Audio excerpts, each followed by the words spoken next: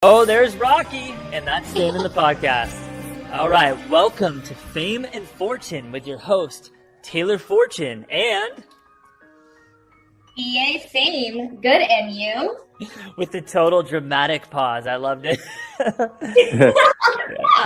All right, guys, today on the podcast, we have Starseed Ambassador, who you already know, world-famous author of Our Cosmic Origin, Ismael Perez. Ismael, how are you doing today? I'm doing great. Thank you for having me here again, Taylor. Thank you, thank you. BA, just fire in. You know how it works. I'm so excited. I don't remember the last time the three of us, I want to say it was over like 2 months ago, right? Probably 4 months ago or something. Oh gosh, well I guess time's an illusion, so whatever. But yeah, Exactly. right? So I feel like it's been like too long, so I'm feeling the heat. That's why I wore red. I'm like, I had to do the red lipstick, the red outfit. I'm like, I got 2 beauts in here. Like, let's go. Yeah. Oh, yeah. And on a side note, I think we're BA's 2 favorite signs, Leo and Scorpio. Yeah.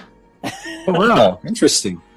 Yes. I actually forgot. I don't know if we dove into that the last episode that we had you in, but I don't know if I knew what your sign was. I'm a Scorpio. So you're a sun sign Scorpio. So what other things do you have in your chart? Well, I'm not too familiar with astrology. I guess this is where Taylor could help me out here. But I was born on the 1st of November, which is like a late Scorpio before Sagittarius. It's like maybe a week before Sagittarius or a few days. Is that how it works? Or You know, it is, but I would have to take your birth time and birth location. Oh, I see. Put it into the program to find your moon and your rising. Those are the 2 Oh, that okay. BA is up. You don't know your moon, though, huh? I do not. Oh, man. This is going to be... I actually would like you to come on Cosmic Love at some point with Sarah and I, and we can do a full reading for you live, because I know with your fan base, there's other people that would want to know your astrology for their own reasons. Yeah. Yeah, I have people individually DM me, what's your date of birth and your sign? And, Yeah. you know, and I'm like, well, I don't know you. How do I know you're not going to do no magic on me or something? Yeah. Well, and the moon sign is really interesting. Both the moon and the rising are interesting because, you know, your sun sign is your personality, your ego, your identity, all that stuff we associate with our zodiac sign. But the moon sign is your inner space, your emotions, how you feel, your subconscious energy. So very different than a sun sign. Almost you could say the opposite. And then your rising sign is simply just how you present yourself to the world. Like, what are people's first impressions of you? Because I think, for example, you don't come across like a Scorpio.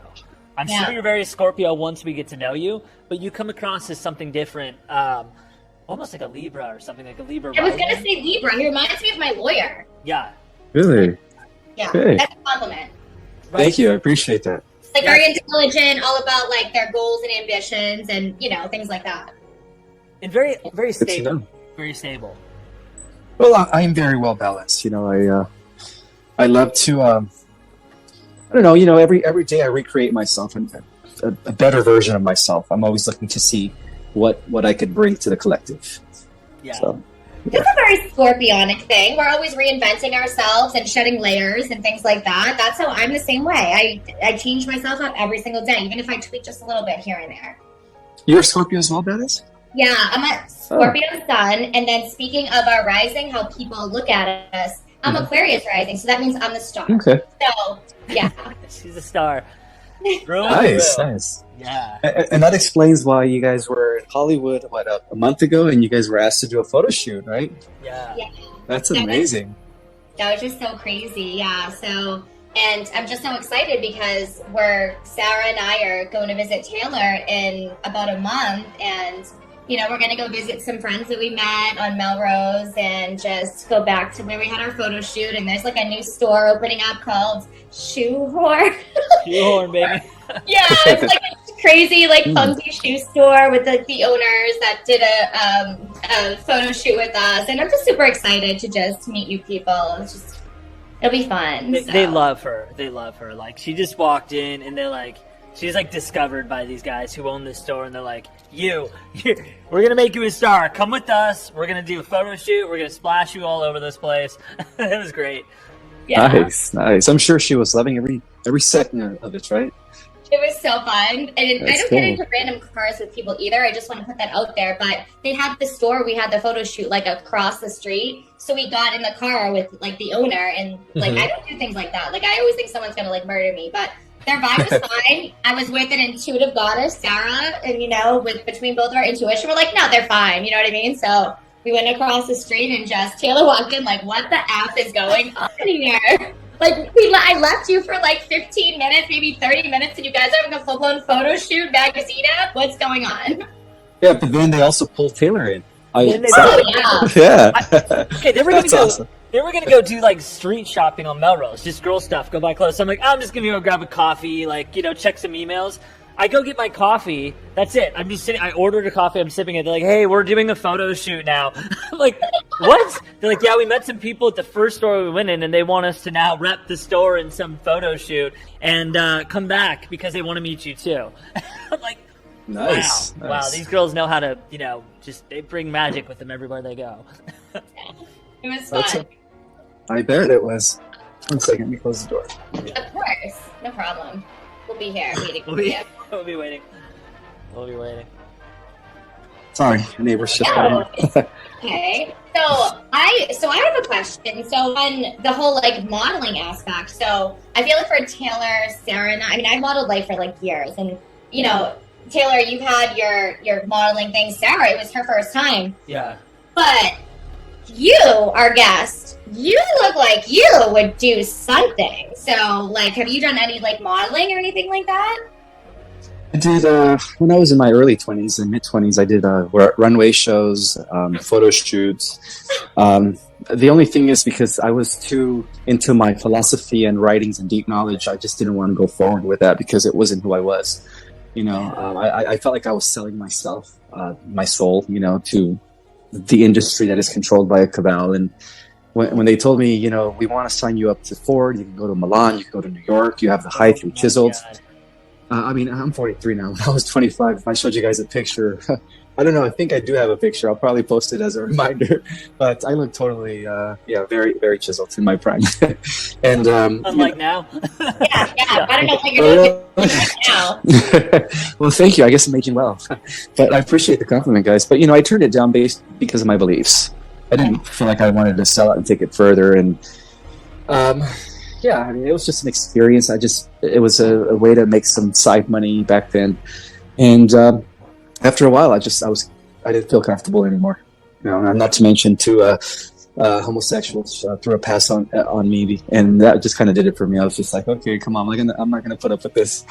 Oh my gosh. Yeah, that's going to happen. I mean, I'm not saying that should happen. That's not okay whatsoever. That's just, you didn't ask for that. It's But just there. Yeah. It's Yeah, just, but it was really just one of those things where I was getting ready to walk on the runway, and they were measuring me, but he kept touching me in my butt, and I was like, dude, come on, man, that's not right. And he was like, oh, but you have such a firm butt, and I'm like, I don't give a fuck, so I just pushed him away. I'm sorry, guys, but this is just one of the reasons one of the reasons why I didn't want to continue in this thing, because I knew that it was very corrupt, and I feel more so for the women in the industry. yeah. Because it's very cutthroat, and it's like a lot of these women are being harassed sexually in a way to advance them to the next level, and that sucks. It's almost like they have to sell themselves. yeah. For sure. That's why it's interesting. Yeah. Oh, yeah. Like the casting couch. It's interesting you mentioned Ford because I was offered a chance to model with Ford too, and I turned it down when I was 22, and then Nice. I ended up doing runway modeling also, and later in life after 22.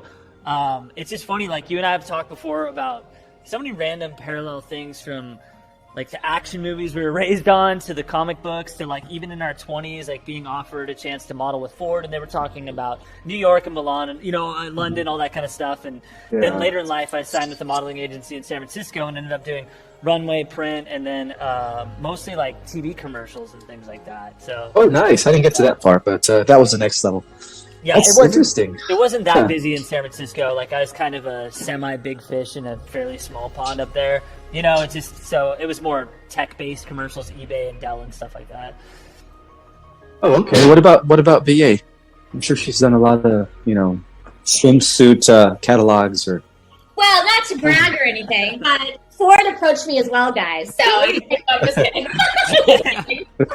I turned them down. I just said no. I couldn't stop saying no. They just were getting so aggressive with me. No, I'm kidding. No, I never went with anything like Ford, but I did model for Dynasty Agency, which is in Boston. I modeled with them for years. And I feel like I've just been, I don't know, just like more comfortable, like in like, I don't know, bathing suits and things like that. But I've also done, you know, high-end clothing and things like that. So I'm open to different things, but I don't do like anything new. That's not my style. And I feel like things like that will come back and like bite you in the butt, you know, down the line if you have kids or things like that. So I would never want to put myself into any situation like that. You know, like as far as I go is pretty much like what I post on like my Instagram, and I'm proud of that. So yeah. Nice. But yeah, I told Ford I'm good with them. So I guess we all gave them the triple no. Yeah. I bet they're really upset right now, you know? I know, huh? Yeah. their talent has gone so downhill. Yeah. So I kind of wanted to talk. I want to talk about entertainment because I love that, but I do want to talk a little bit about the Starseed stuff, and I want BA to kind of lead it because I know that like I want to hear it. I don't know, BA.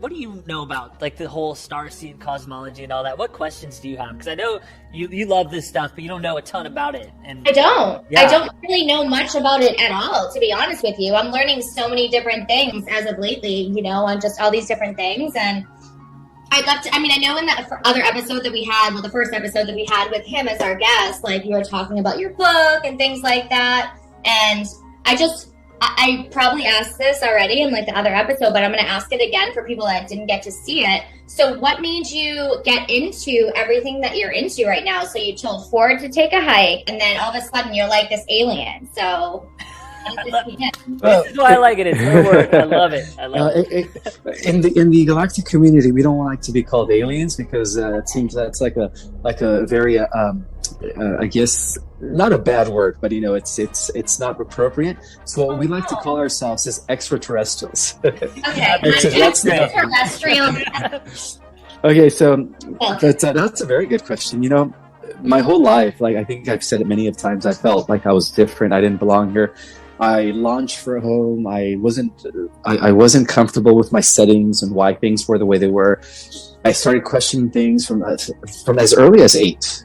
When I was 8 years old, I just started doing my own investigation. So imagine an 8-year-old kid who's supposed to be playing with toys was reading, you know, books on like learning about history already, you know, learning about philosophy and stuff. So I started around 8, 9, and 10, and then during my high school years, I started really reading a lot. Like I was a bookworm. I wanted to know everything. I wanted to know how things really worked, you know, the secrets of the universe. And that's what led to me investigating all this knowledge and information that now I possess because of my desire to really just want to know why I felt uncomfortable living in this third dimensional, low level reality with humans. You know, I didn't fit in. You know, where I came from, we were all telepathic. We were all able to control the elements with our mind, like Jedis. Some of us were able to teleport. Some of us were able to control gravity and take off and fly like Superman. So it's like everybody was like a superhuman. And then all of a sudden I wake up and I'm born in this new vessel that's very handicapped, can't do anything. You know, I'm like, wait, what happened to all my powers? So it was a shocker to me, you know? So I had to like do my research to really understand why I was in this world that made no sense to me. And that's when I found out about different dimensions, you know, different advanced extraterrestrial races and the differences between them and us. And that's how my journey began. It's so magical, huh, Taylor? Yeah, that's incredible. Oh my gosh. Incredible. But I come from the planet of the gods. I come from a planet called Kolob, which exists at the center of the Milky Way. It's known by many names, but that's similar to the concept of the Asgardians when we watch the movie Thor. You know, that's how Kolob is. It's a beautiful celestial kingdom inhabited by a race of immortals known as the Paladorians. Kolob's at the center of our universe. So that's when I realized that I wasn't from this world. That I was a god in human form. To put it, I guess, not to be, you know, egotistical or prideful, but just to put it actual, just to put it as it is, yeah. Exactly. I'm with you. No big deal. You know? I guess I can use the word guardian. We like to call ourselves guardians because, you know, there's many guardians, different level guardians. So do you Is it astral projection the key to being in touch with this world, or what do you meditation? Just going with travel? Yeah, you could do it consciously, or you could do it unconsciously when you sleep.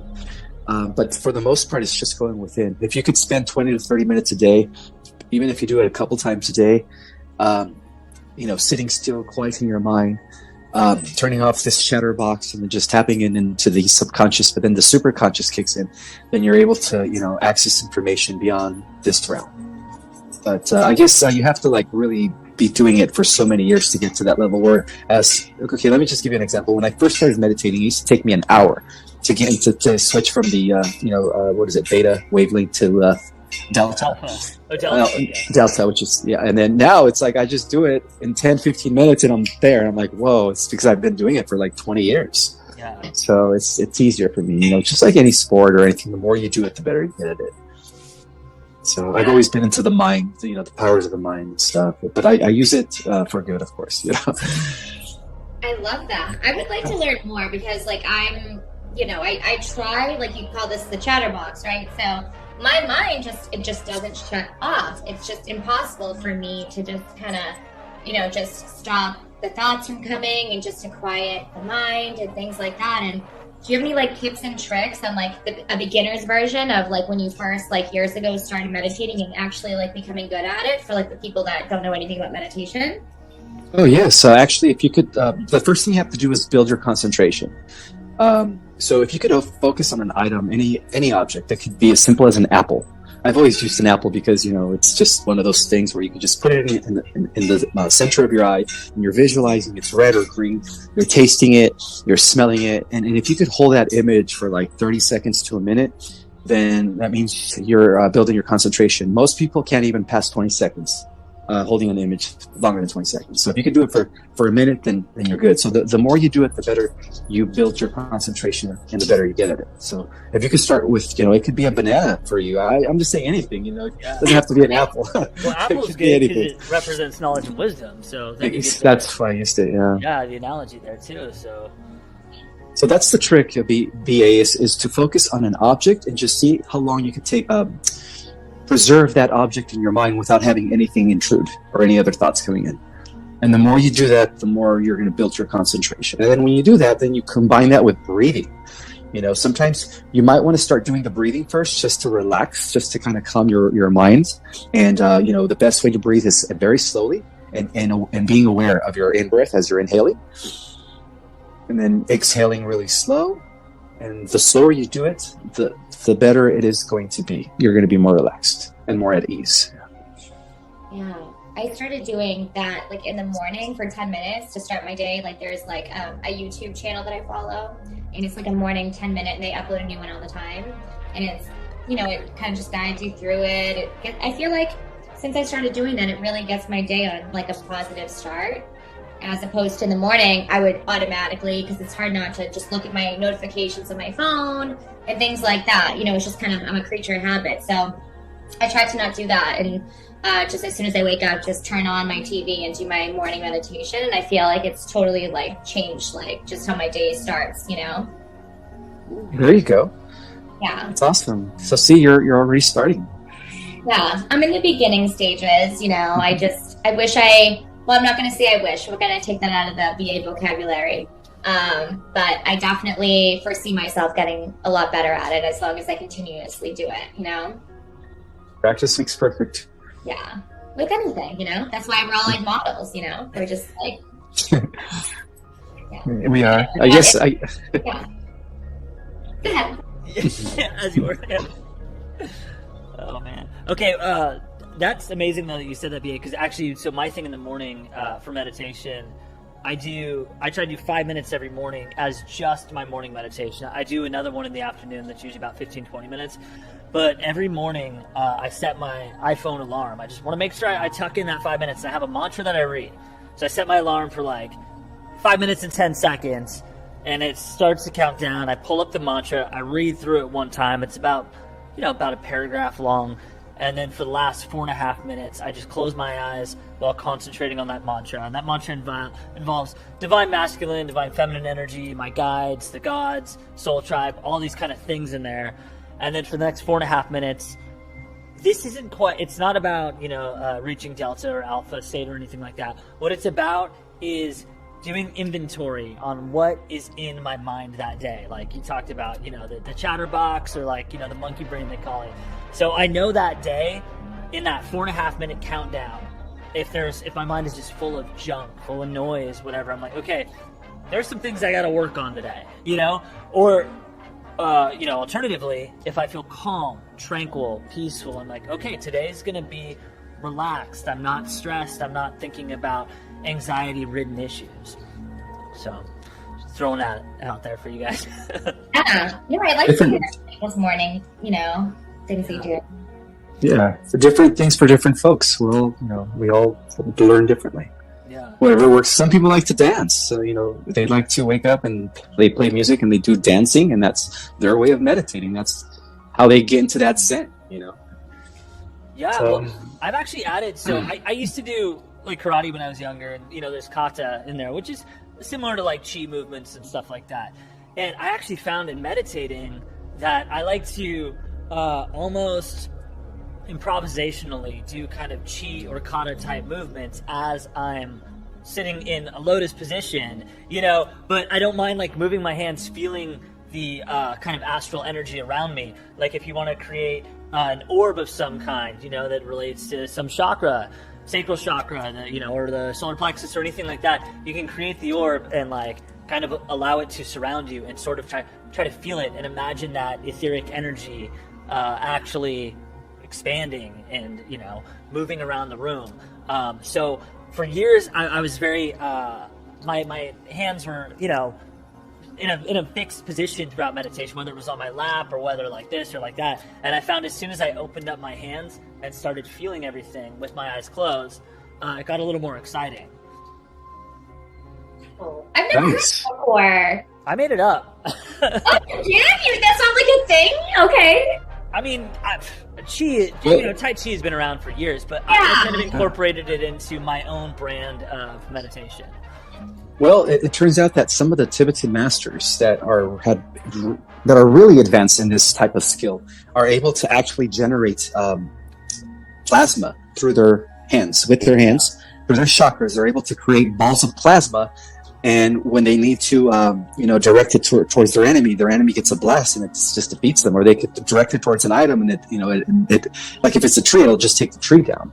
So I've heard of stories like that throughout history, there's been a few people who have attained the level of mastership where they're able to generate the plasma by bringing in, creating the ball of etheric matter and then sending it that towards whatever it is that they're shooting it at and then just destroying it. Like that video game, Street Fighter. Hadouken! Yeah. Hadouken, exactly. That's where you get it from. That's real. That's real stuff. There's actually people out there who have that ability, but these people stay hidden. They don't come out to the public. They live in the mountains. They're like wizards because they're like they're not even human. Yeah. Yeah. Like Bodhidharma living in the cave outside the Shaolin Temple. I think he lived in the cave for like 9 years, and was like the founder of Kung Fu, Wing Chun Kung Fu in like the Henan province. Nice. Yeah. I'm into, I don't know, I read a lot about like martial arts history and stuff like that. Taylor, I feel like our guest could do that, what you're talking about. With yeah, I know. Ishmael, you seem like you would be able to wield energy fields and things like that. I have played with the energy fields around me and played with reality with my mind at times. I have. It's not that hard, and meditation is key. The better you are at clearing your mind and using your imagination, the more you're going to be equipped to maneuver things and really play with reality as if it's Play-Doh. Yeah. Interesting. You want to learn how to do that? Huh? I do. I want to learn. That's so sick. Yeah, I want to learn how to do that. I want to put it against people I don't like. Well, I just do it for defense. I drive without a driver's license, and every time it's been 20 years since I've had a license. I don't believe in having a license. every time they pull me over, by law, they have to arrest you and impound your car. And I always do like a Jedi mind trick, or I blow their or destroy their computer system with my mind, or make it malfunction, or create a distraction in the neighborhood. They get a calling and say, "Oh, we just had a robbery on so and so street," and then they say, "Sir, it's your lucky day. Here's your information. I got to go get this robber," and lo and behold, there is no robber. Just to create situations, and so I play with reality with like that. So I just do it for defense, just to keep me safe. Good at you. Yeah, right? Wow. We got to teach BA all the tricks because I know there's some things that she can definitely do with that. Yeah. I mean, if they have it coming to them, I mean, I can't control that. It's not in my control. We're creating a supervillain right here on the show.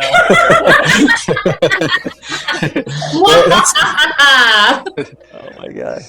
Well, go ahead, Ismael. Go ahead. I just want to say, there's throughout history, when a master or a wizard would pass on these secrets to their apprentices, they would always make sure that their apprentices were in a good, stable mental and emotional state in order for them to even understand this knowledge. Because ultimately, they don't want to create, villains; they want to create heroes. So, with this type of power comes great responsibility. You can't just share it. You can't just share the techniques with anybody. You can share it with me. You can trust me. Okay. All right. Only because I sense that you have a big heart. I do have a big heart. And that you'll use it for good. I do. I really do have a big heart, Taylor. I do have a big heart. She does. She has the biggest heart of almost anyone I know. So it's fun that you pretend that you don't. Yeah. I love it. So, all right. So, what else? So today is like the biggest manifestation day of the year. So, I'm curious to our guests. I'll after I ask you this question, I'll tell you what I did today. But is there anything specifically you do on like a manifestation day, like today? I do it every day. I'm always in the now. I'm very mindful of the present. So, to me, it's like I'm just manifesting 24/7. But yeah, today there's a huge influx of energy that is, causing things to happen at a very fast rate because of the Jupiter-Saturn conjunction? Yeah. Jupiter-Neptune. Oh, sorry, Jupiter-Neptune. Thank you. Yeah, both Pisces. And that only happens, every 200-300 years or 400 years? It was something like, yeah. It was like 18 something. I had it in my phone. So I think it said 166 years. I don't know. I can't remember. Yeah, but it's been a while. But it's also this influx of energy is going to last all the way till the full moon this Sunday, I believe, or the 16th. Yeah. So don't just think it's today. We have to just keep that and feel that feeling of what it is that we want to manifest all the way till the full moon in order to reap the benefits. Yeah. Oh, absolutely. We talked about this earlier today, like Taylor, Sarah, and everybody. Like, I woke up and I just felt so good today. Like, I don't know why, but like all before today, last week, the week before that, I was so drained, so exhausted. Like, I had no energy. I was sleeping a lot. And I'm like, I'm not depressed. Like, I have nothing to be upset about. So what's wrong with me? And I couldn't figure out what it was. And all of a sudden this morning, boom, it was like, I felt great. Those could also be ascension symptoms. We're getting major energies from the sun right now that is just bombarding us. Crazy CMEs coming off the coronal mass ejections. A lot of people are feeling some sort of, tiredness throughout the day, waking up in the middle of the night, aches and pains. And a lot of that has to do with our genetic, our DNA that is mutating at the cellular level. So right now we're all going through a transformation. Talking about superheroes, I mean, I'm kind of excited to see how all this is going to unfold once, a little bit of our other junk DNA starts to turn on. Yeah. That makes sense though, because I mean, besides being super duper tired, I had stomach aches that I never had before. I had crazy headaches. I never take Advil unless I have a hangover, which I don't drink as much as I used to, so I don't really have this bad. And I looked it up, and it was like a part of an ascension symptoms, like your body's going through like a serious like awakening process, I guess. It's because we're mutating. Yeah, we're going into the next phase of human evolution, which is called Homo galactus. So we will no longer be Homo sapiens sapiens. Well, not some of us will not. Some people will choose to stay that way, right? You can't always suppress the monkey brain, but at least some of us are going to have the opportunity to evolve to the next stage.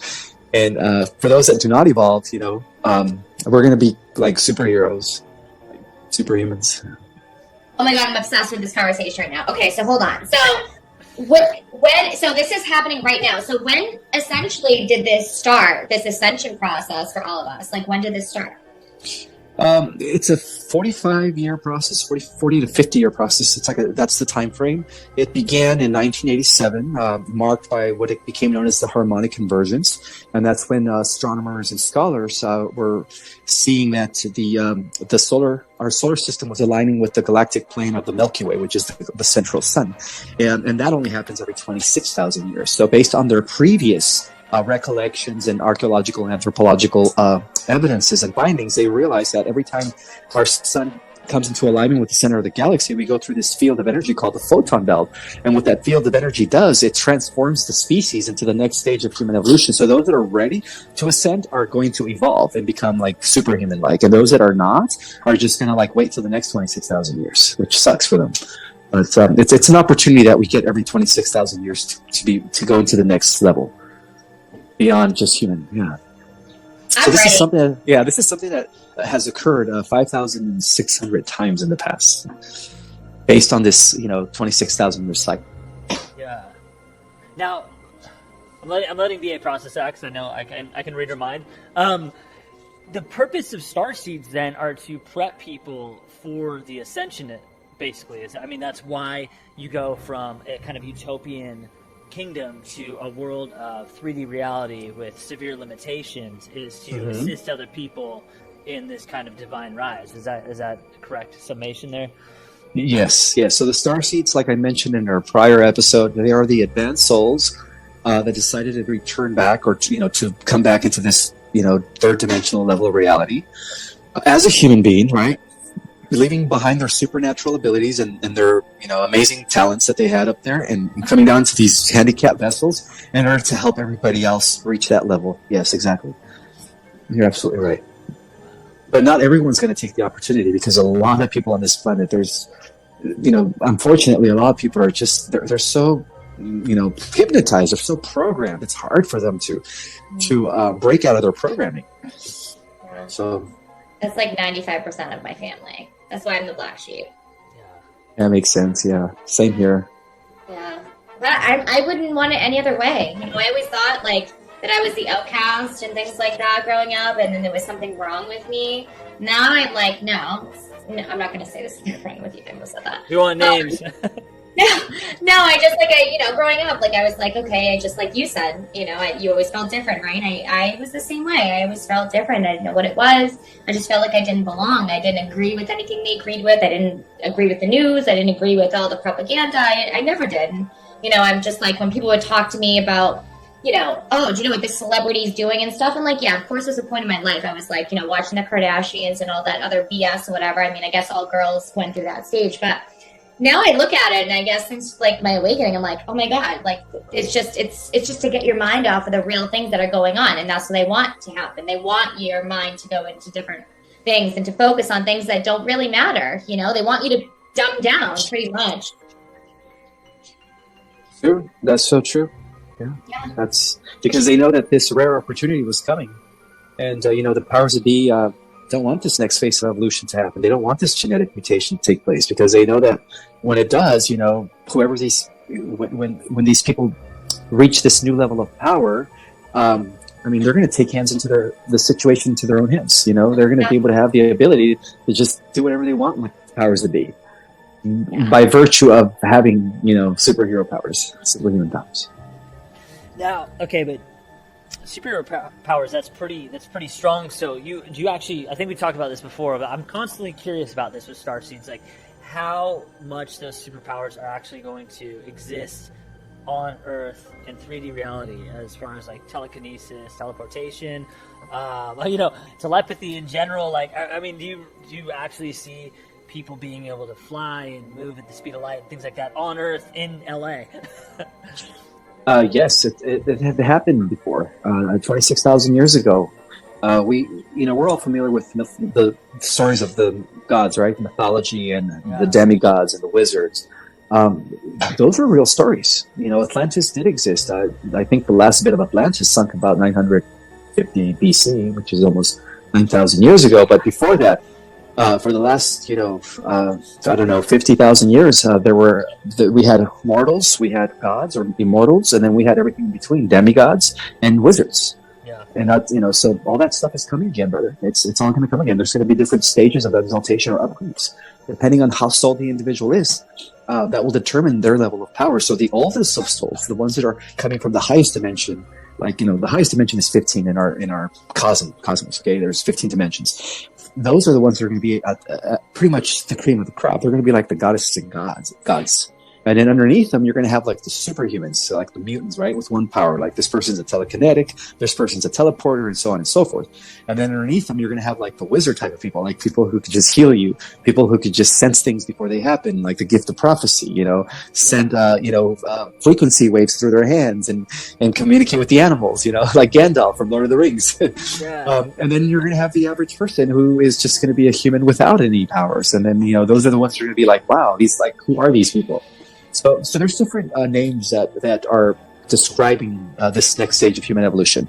The scientists are calling it Homo galactus.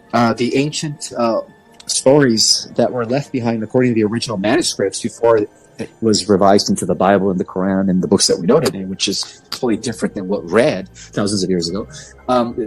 They revealed also the Gnostic Gospels or the Vedic scripture, or the Vedic, the Mahabharata, like 5,000, 7,000 year old scriptures. They reveal a different story to the times that we're living in. They say that sometime during the 21st century, or the beginning of the 21st century, that a new set of gods and goddesses would emerge. And that as a result of that they would usher in a golden age for the rest of humanity and do away with all evil.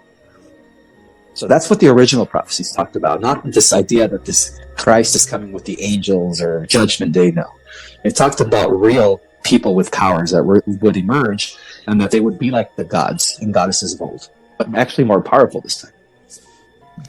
So excited!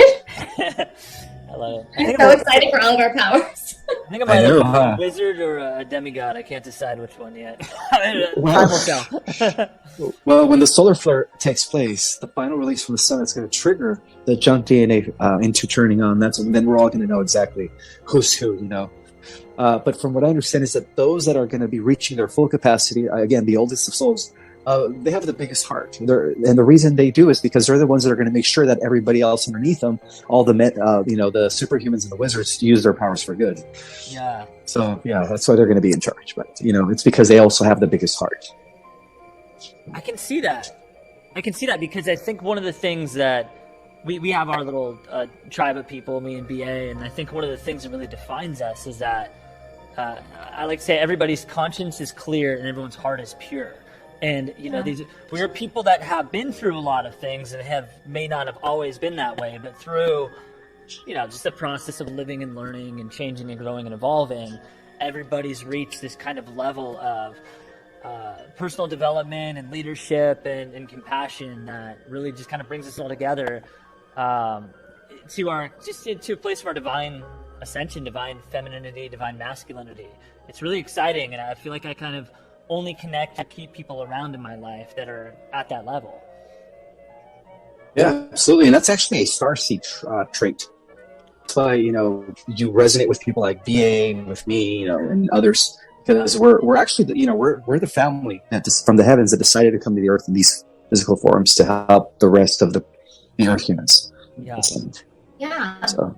And I've said this before too. Like I've had such a tough time relating to my family, and it kind of hurts me in a way, because it's like I'm not trying to relate to them in any which way. I've tried for years to try to understand their points of view, because I try to see everyone's way of thinking, because I'm compassionate in that sense. But it's just certain things that I can't relate to anymore. And I feel like ever since, I found this online community of people and soul family and things like that, it's like, wow, I'm these people are actually really trying to help me elevate in life. They really see my vision. They see my business. They see my dreams. They see my potential. And I never had that within my family, my blood family, I guess.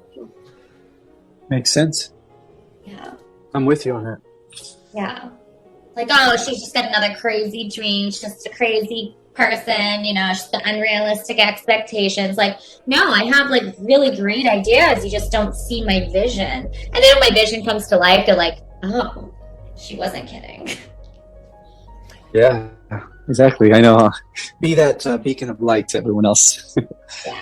You know what's strange though? Like, divisiveness is just part of the human condition. Okay, like, for example, I'm one of the only people that I know who actually come from an occult background. That's like, my mom is the neighborhood witch, and she's teaching classes on white light, coven, elemental mysticism growing up, and single parent. It was difficult as a kid kind of being raised in that environment. She's still a teacher, scholar on the Kabbalah, and writes books on tarot and cosmology and things like that. But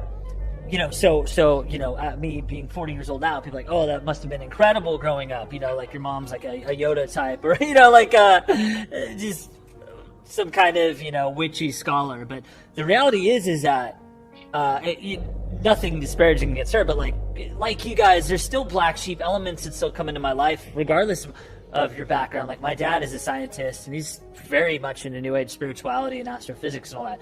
But still, like, I'm on my own journey, and I'm a lot different from them. And it doesn't have to just be like, oh, your parents are Catholic or Muslim, and you're into New Age spirituality, and therefore you're different. That your parents could be into very similar things, but because they're your parents, there's differences. There's massive differences. There's massive rifts in your connection and all of that. And it takes a lifetime to overcome those things, so it's not just philosophical. It's something that's just in the human condition with families. Do you go through, like, you don't have to go into detail, but like, do you go into like similar things, Ismael, or do you feel like you're just like, you stand out from like people that you're surrounded by? For the most part, yes. It's rare that I meet other starseeds out, at work or when I'm at the shopping center or here in my community. No, everyone I've met, just like you, I've met through this platform or other social media platforms. So. Thank God for social media and like being able to do this, because like, we didn't have this years ago. You know what I mean? We were I don't know. I know how old you are below me. Taylor, you and him are the same age, in the same age group. I guess we kind of all are. I'm 35, so back in the day, remember AOL? Do you guys have AOL? I think my mom had it. AOL? Yeah. Okay. So I had AOL growing up. So it's like when anyone would pick up the phone in the household growing up, like it'd be like, and it would just like we've advanced so past that. It's not even funny. Like I went to high school and I had a Nextel beeper phone. They know beep beep beep beep. And like now we have these like computers that we walk around with. Like, it's crazy. Yeah. When I was in high school, people's cell phones were connected to backpacks. No, I'm just kidding. Oh boy. Yeah. Ishmael's older than me. That's not, but there were no cell phones in my high school. I didn't get my first cell phone until I was in college. Wow. Yeah. But yeah. Technology, though, it's just advanced. Like, you just walk down the street and FaceTime someone from another country. Like, it's just, we never had that before. So it's just super convenient. Like, if you don't want to be around people in your family and people don't get you, just FaceTime someone, in LA. Yeah, what's going on? You get me? True. Yeah, I guess that's the only good thing that came out of social media is us starseeds connecting with each other and networking. Yeah. Because the original intent of social media was to keep people distracted and not keep people together anymore in person. By having them speak through a machine, and then having them get addicted, and the likes and all that stuff, and which has to do with how they feel about themselves. So in a way, it almost like it backfired on them, because now the starseeds are connecting, they're uniting, and we're the ones that are going to lead the revolution and the awakening. Yeah. So the government's going down. The starseeds are taking over. That's right. That's what the prophecy said. The original ancient prophecy. So, I mean, there's a lot of definitely a lot of signs. But here's the thing. Okay, I get a little wary of signs too, because since the dawn of time, there's been signs of world's end and changing civilizations and all that. But there is definitely something going on right now.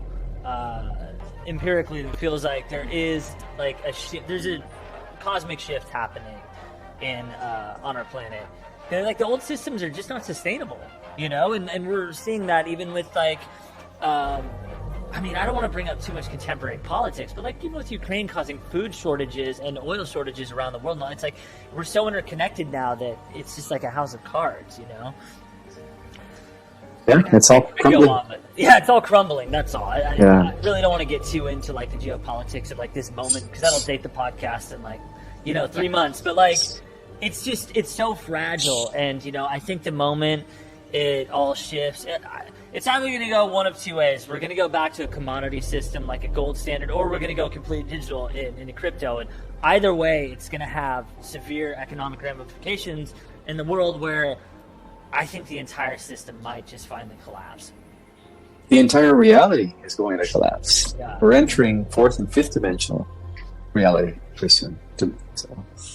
How soon do you think this?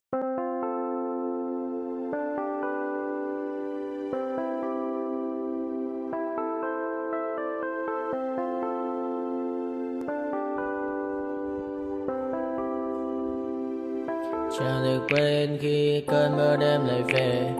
Em đã quên lời thề và ta như đông chìm sâu. Không còn mơ em anh nhận màu.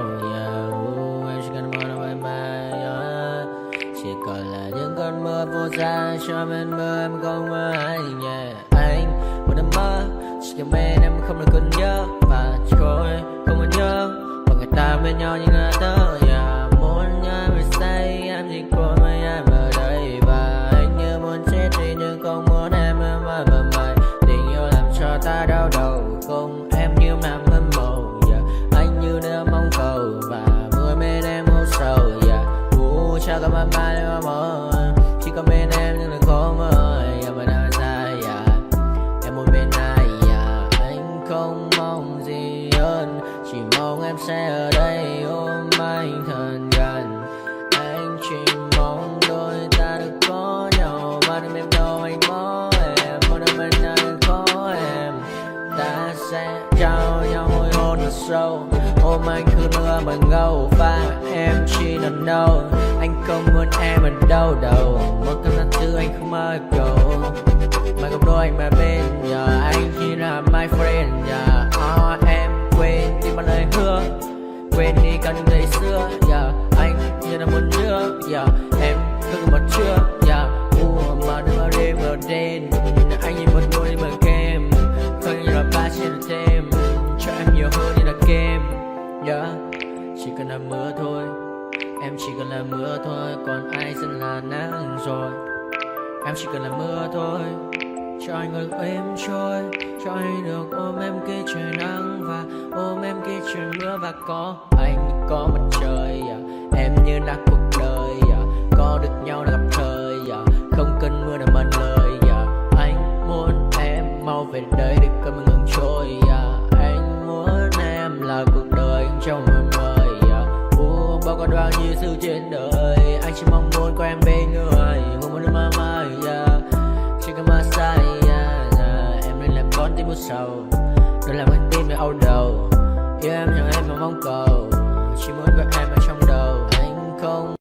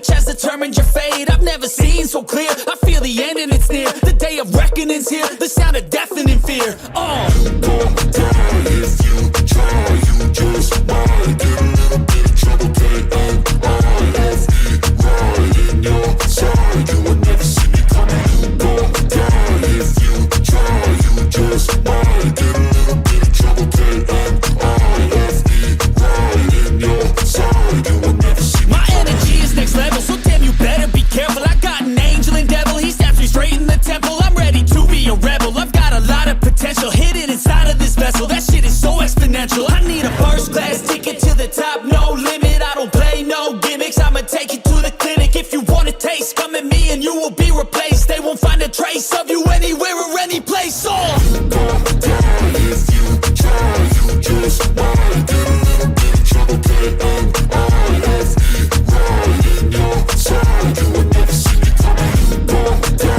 if you try, you just might get a little bit of trouble, K-N-I-F-E, right in your side, you will never see me coming.